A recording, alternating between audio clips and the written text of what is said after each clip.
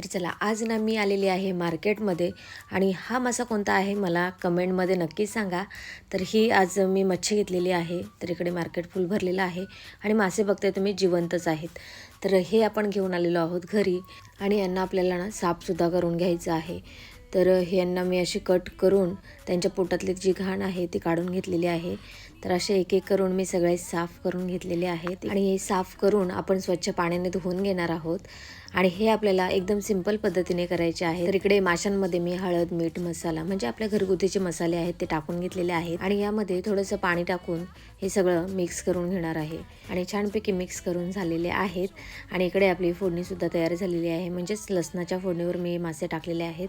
जास्त काही वेळ लागत नाही शिजायला, अगदी पटकन होतात. तर चला इकडे माशांची भाजी रेडी झालेलीच आहे. तोपर्यंत पटापट आपल्या चॅनलला सबस्क्राईब करा जेणेकरून असेच नवनवीन व्हिडिओ तुम्हाला आपल्या या चॅनलवर बघायला मिळतील. थँक्यू. बाय.